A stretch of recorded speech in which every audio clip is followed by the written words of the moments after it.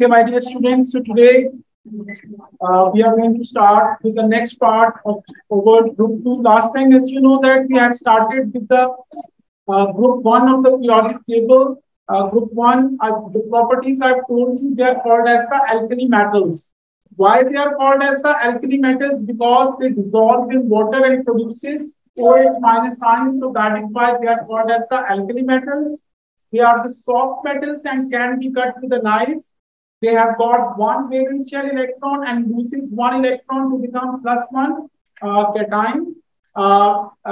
Group 1 जो है ये मेटल्स होती हैं और मेटल्स का स्ट्रक्चर भी मैंने कल आपके साथ डिस्कस किया था कि पॉजिटिव आयंस का लैटिस और सी ऑफ इलेक्ट्रॉन इनकी reactivity down the group increase करती है और इनका melting point down the group decrease करता है। ये कल प्रॉपर्टीज हम लोग कर चुके हैं और कल मैंने कुछ फ्लेम टेस्ट भी आप लोगों को बताए थे। सोडियम का फ्लेम टेस्ट होता है कि येलो फ्लेम के साथ बर्न करता है ऑक्सीजन की प्रेजेंस में और सोडियम ऑक्साइड बनाता है। ये न्यूली एडेड टॉपिक था। उसके बाद potassium burn with the Lillian flame, ठीक है जी। और उसके बाद जो है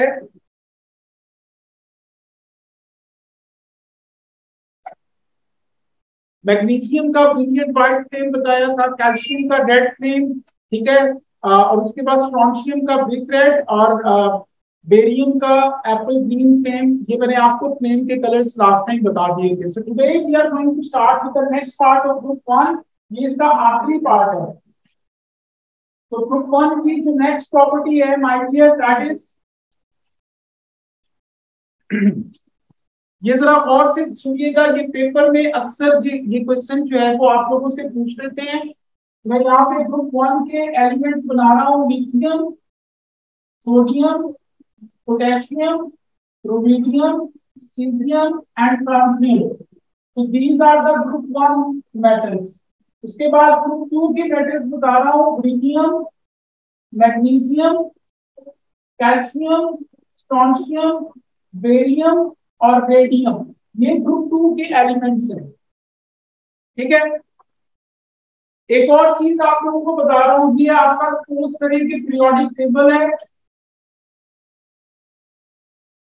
This is the periodic table.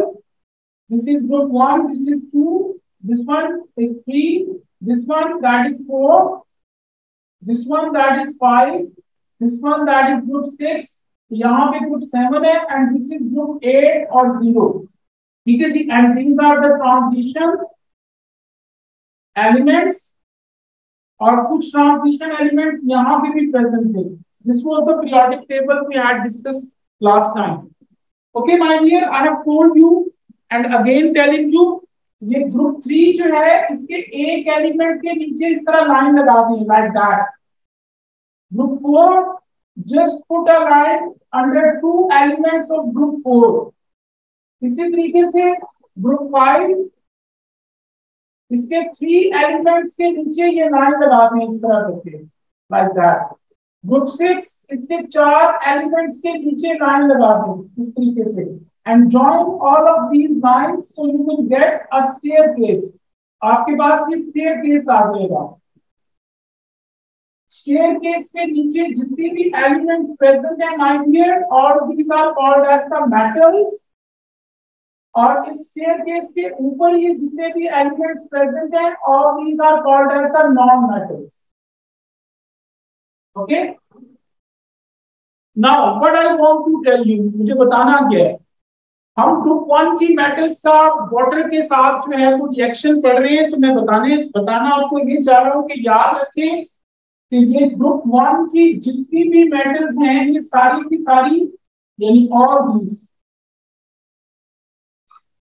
all these metals and from calcium to radium, यानी यहाँ पे कैल्शियम मौजूद है, स्ट्रोंशियम, बेरियम एंड रेडियम, ये वाली मेटल्स। इसके ऊपर भी बना देता हूँ बेरियम एंड मैग्नीशियम। तो these metals, only these metals out of all these metals, they can react with the cold water. Cold water कहते हैं बेटा जो टैप वाटर होता है, नलके में जो पानी आता है उसको हम लोग कोल्ड वाटर का नाम देते हैं। सिर्फ ये ग्रुप 1 की सारी मेटल्स और ग्रुप 2 में ये वाले metals, all these metals they can react with the cold water, ये कोल्ड वाटर से रिएक्ट कर सकती हैं बस। बाकी कोई भी जो मेटल है, ये वाली these they can not react with the cold water, यानी ये पानी के साथ रिएक्ट नहीं कर सकती। पानी की कोई और फॉर्म हो, स्टीम वगैरह, उससे कर सकती हैं, लेकिन पानी के साथ इनका रिएक्शन नहीं होता। ठीक है। अच्छा, अब इन दोनों का मैं कंपैरिजन भी बता रहा हूं। ये देखें जी,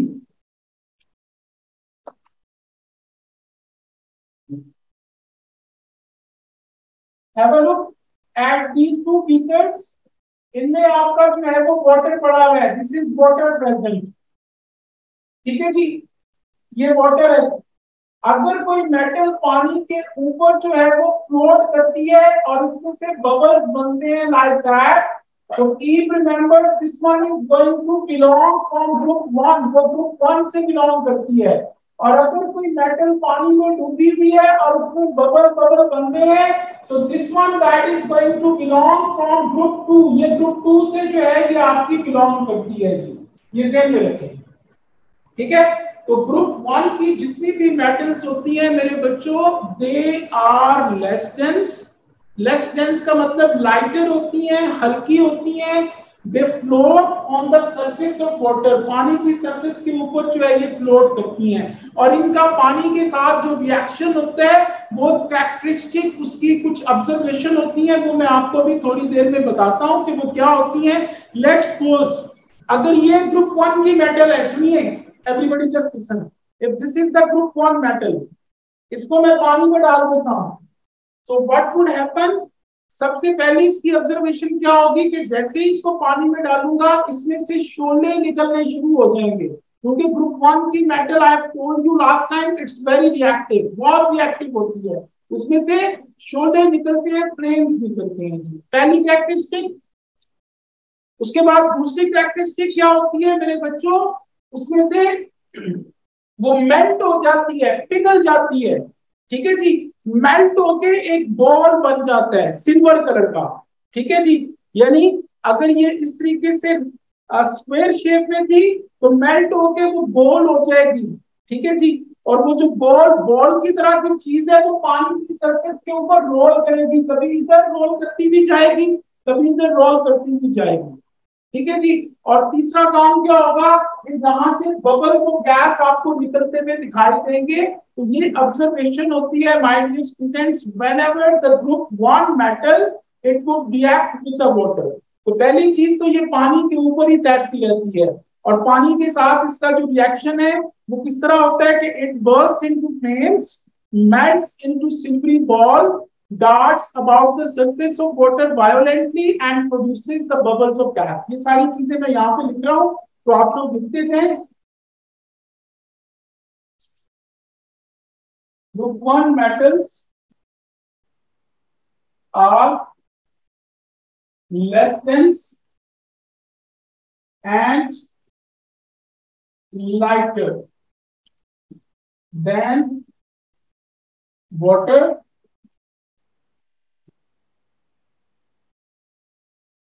जब भी ग्रुप 1 की कोई भी मेटल जो है, ग्रुप 1 की metal when it reacts with the water, cold water के साथ रिएक्शन करेगी तो उसके रिजल्ट में क्या चीजें बनेंगी, दो चीजें बनेंगी।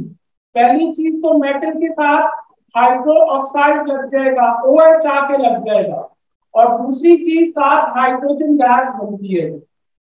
तो इसके पहले हम रिएक्शन लिखते हैं, फिर मैं इसकी कैरेक्टरिस्टिक आपको जो है वो समझा देता हूँ। तो इसको लिख लीजिए। आपके पास सपोज करें कि सोडियम है, अगर हम इसको वाटर में डालते हैं H2O, तो it is going to produce metal hydroxide. तो मेटल सोडियम की वैलेंसी मेरे बच्चों +1 है, तो हाइड्रोक्साइड का फॉर्मूला होता है OH और इसकी वैलेंसी -1 है। तो फॉर्मूला बनाएंगे, प्लस माइनस कट गया, 1 इधर आ गया और ये 1 इधर आ गया, तो बल्कि इसको लिखे ही मत, 1 और 1 सेम है, कट कर दें तो it will become sodium hydroxide. ठीक है जी, और दूसरी चीज अकेला H बचा तो वो H2 ने बना दिया, इसको बैलेंस करने के लिए यहाँ पे 2 2 लिख दीजिए। इसी तरीके से पोटेशियम है, if it reacts with water तो it is going to form KOH plus H2।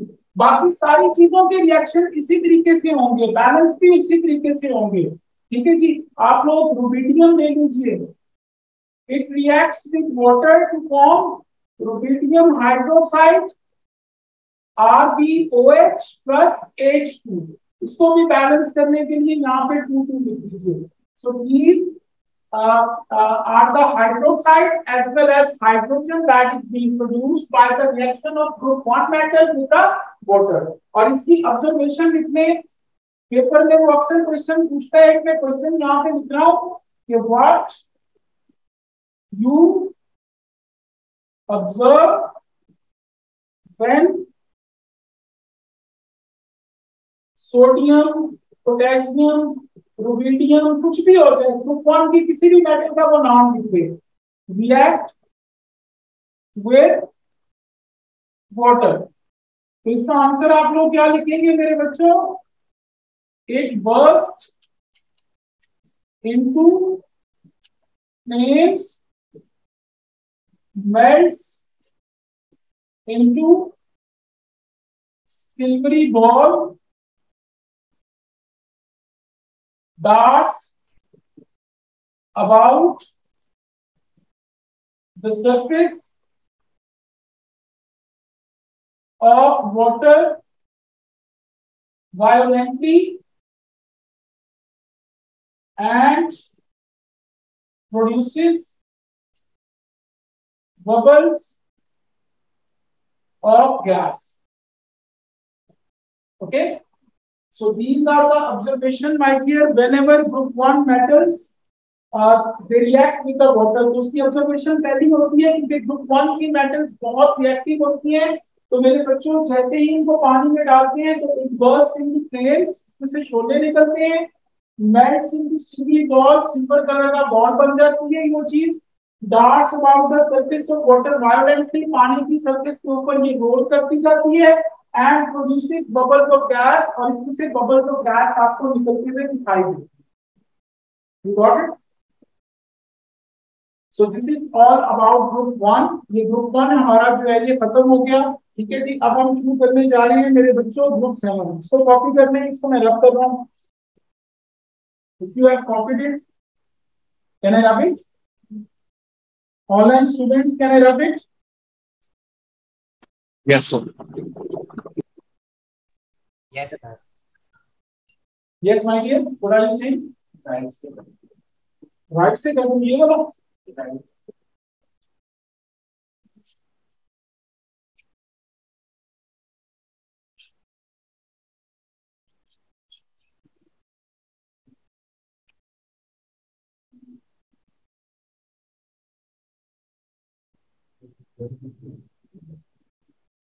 Okay, my dear students, now today we are going to start with the next group of the periodic table, that is the group 7।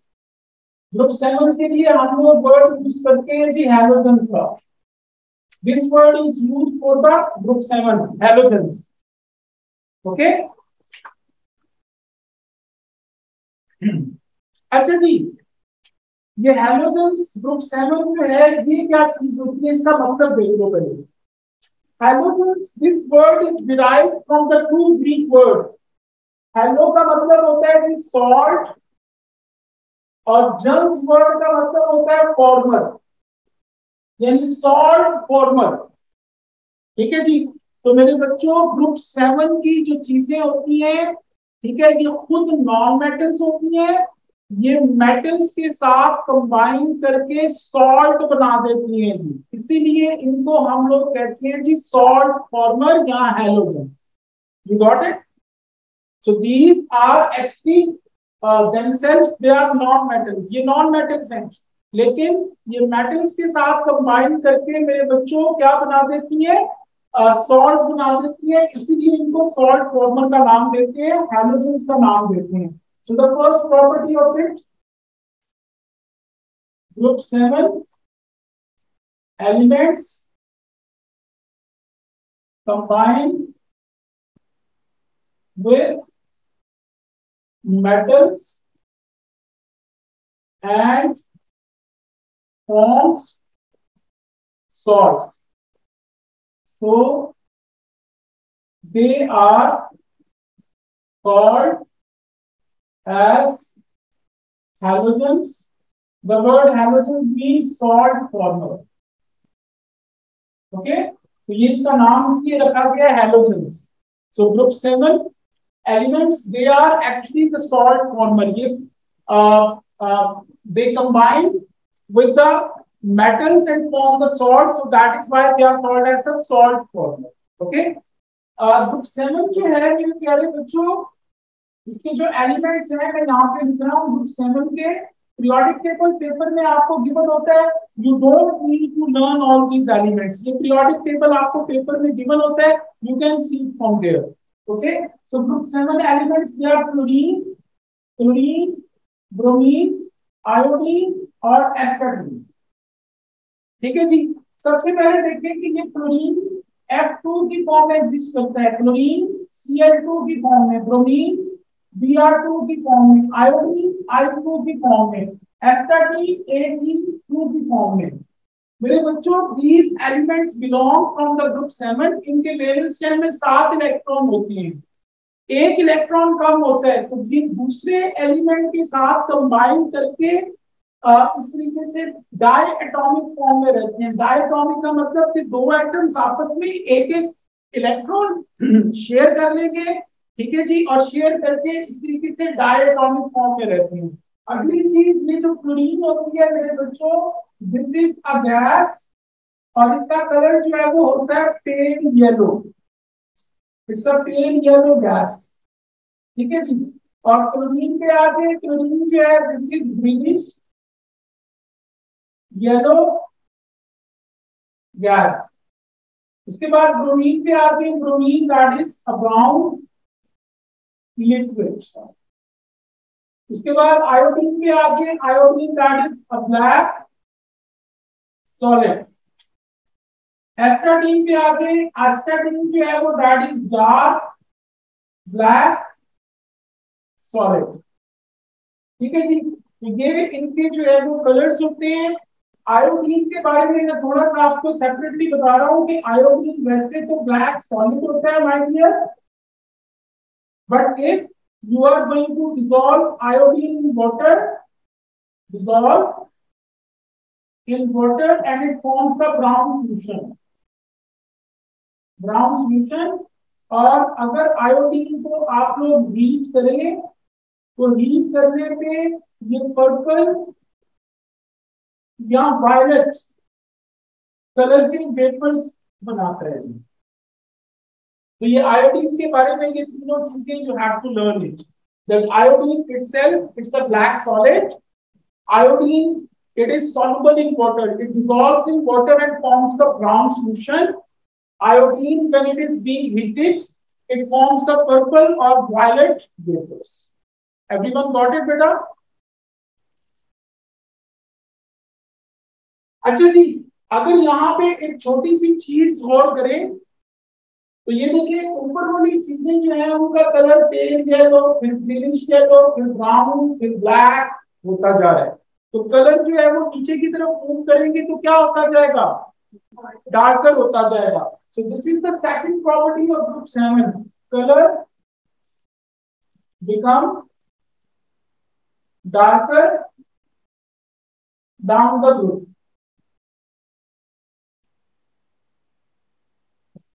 Okay, so can I rub this one, guys?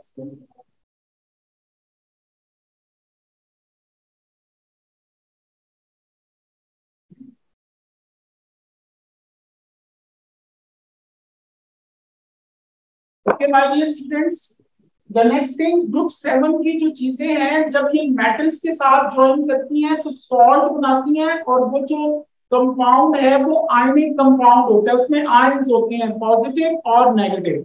लेकिन यही group 7 की चीजें जब ये non metal के साथ join करती हैं तो ये कोवलेंट बॉन्ड बनाती हैं, शेयरिंग करती हैं उसको पे. लेकिन जब ये मेटल के साथ जुड़ती है तो वहां पे कंप्लीट ट्रांसफर ऑफ इलेक्ट्रॉन होता है, यानी एक चीज इलेक्ट्रॉन दे देती है, दूसरी चीज हमेशा के लिए इलेक्ट्रॉन गेन कर लेती है. तो वो आयनिक बॉन्ड होता है. और जहां पे नॉन मेटल और नॉन मेटल ज्वाइन करती है, वहां पे शेयरिंग होती है कि दोनों शेयर करके इलेक्ट्रॉन्स और आपस में जो है वो रहते हैं जी। ठीक है, उसको लिखते हैं कि group 7 elements form ionic bond with metals, यानी जिसको हम लोग सॉल्ट कहते हैं। तो सॉल्ट कोई भी हो तो आयनिक बॉन्ड होता है, आयनिक का बॉन्ड होता है। और अगली चीज, ग्रुप 7 एलिमेंट्स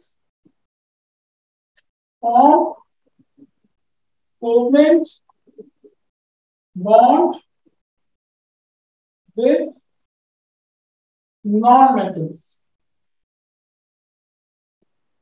ठीक है जी। अगली चीज पे आ गए मेरे बच्चों, if you see the group 7 elements, तो ऊपर वाली चीजें आपकी जो है वो गैस है, नीचे लिक्विड फिर सॉलिड। तो what does it mean? Gas चीज तब होती है बेटा जब उसका मेल्टिंग और बॉइलिंग पॉइंट कम होता है। जब किसी चीज का मेल्टिंग और बॉइलिंग पॉइंट बढ़ता जाएगा तो ऑटोमेटिकली वो चीज लिक्विड और सॉलिड इस तरीके से होती जाएगी। ठीक है जी। तो नीचे की तरफ अगर आप मूव करेंगे मेरे बच्चों, तो गैस से लिक्विड, लिक्विड से सॉलिड बनता जाता है। तो इसका मतलब है कि if you move down the group, तो आपका जो बॉइलिंग पॉइंट है, जो मेल्टिंग पॉइंट है, वो इंक्रीज होता चला जाएगा। मैंने कल भी आपको बताया था कि नॉन मेटल्स में if you move down the group तो मेल्टिंग और बॉइलिंग पॉइंट इंक्रीज करते हैं। नीचे की तरफ मूव करें तो इनकी रिएक्टिविटी क्या करती है? डिक्रीज करती है। ये मैंने कल बता चुका हूं आपको। ठीक है जी। Okay, just write it down. Melting and boiling point increases down the group.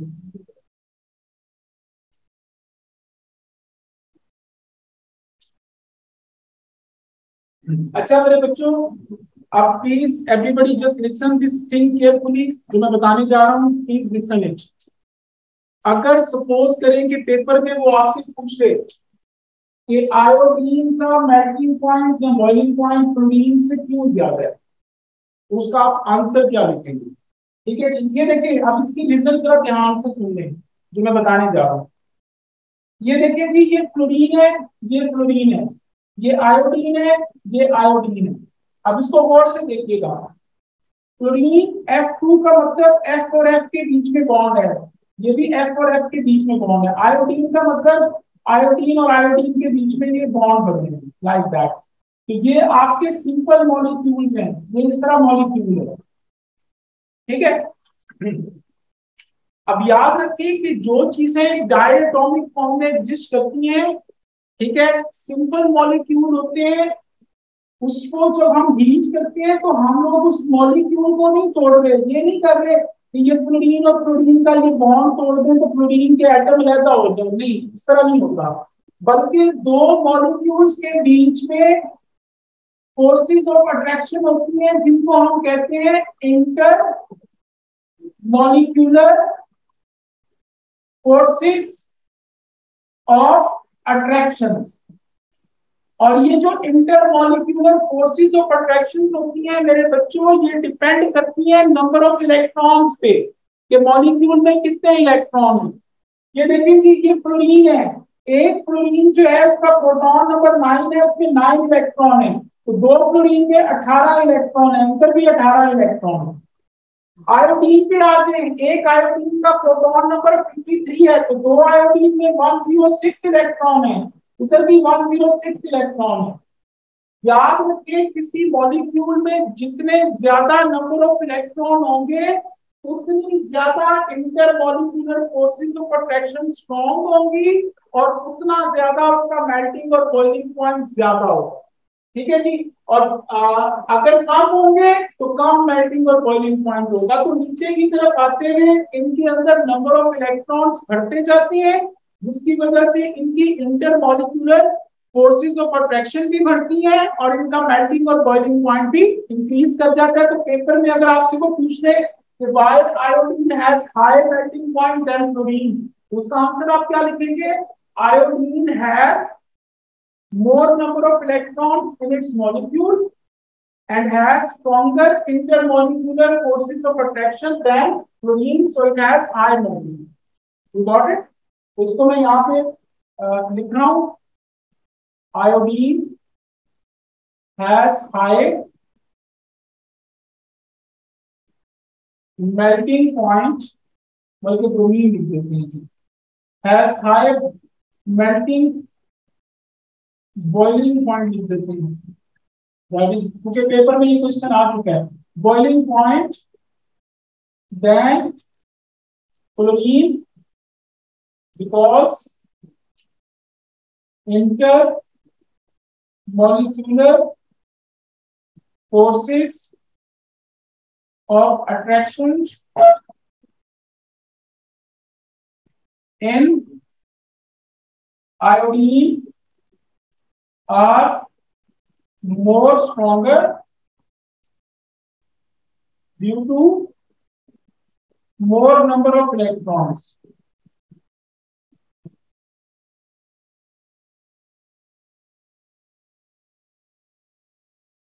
Than chlorine. ठीक है जी.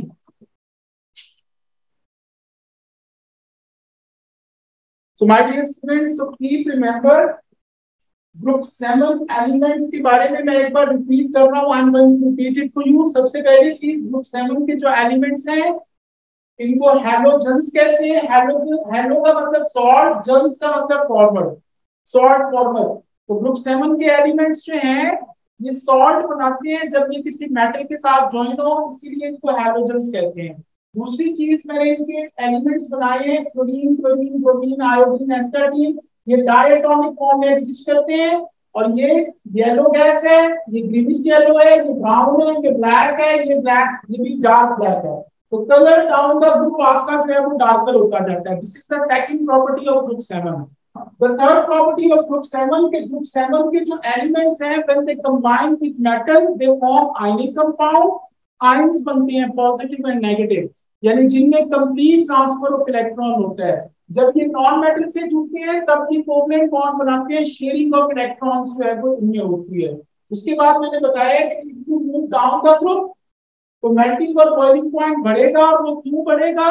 क्योंकि इनमें इंटरमॉलिक्यूलर फोर्सेस ऑफ अट्रैक्शन होती हैं जो ज्यादा होती जाती हैं with the increase in number of electrons. ठीक है जी. तो नीचे जाते हुए नंबर ऑफ इलेक्ट्रॉन बढ़ते जाएंगे मॉलिक्यूल में और फोर्सेस ऑफ अट्रैक्शन आपकी ज्यादा होती चली जाएगी. Everyone got it? और उसके बाद ये मैंने एग्जांपल एक दिया है, पेपर में क्वेश्चन आ चुका है कि ब्रोमीन का बॉइलिंग पॉइंट फ्लोरीन से क्यों ज्यादा है. उसकी रीजन आपने बतानी है कि ब्रोमीन जो है उसकी intermolecular forces of attraction are more strong than fluorine. Why? Because it contain more number of electrons. ठीक है, उसमें stronger intermolecular forces of attraction है. You got it? चलिए इसको कॉपी कर लीजिए, इसको मैं रब कर रहा हूँ फिर आगे चलती हूँ. कर लिए कॉपी? क्या बात है, कटी कटी लग रही. अच्छा जी, रब कर दूं online students? Can I rub it? Yes, sir.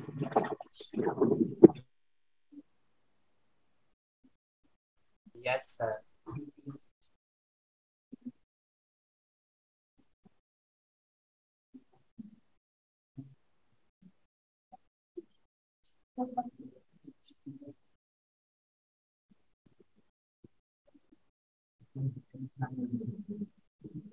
Okay, my dear students, now a very important thing. ठीक है जी, इसको जरा ध्यान से सुनिएगा.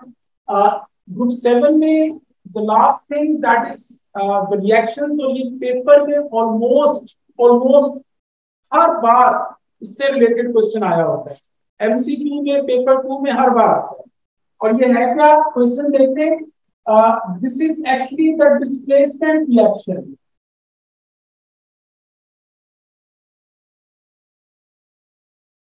इनको हम लोग रिडॉक्स रिएक्शन का भी नाम देते हैं.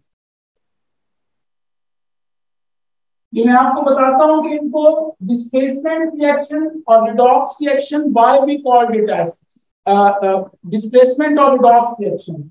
ये देखिए जी, ये ग्रुप 7 है, क्लोरीन, क्लोरीन, ब्रोमीन, आयोडीन, एस्टर्जीन।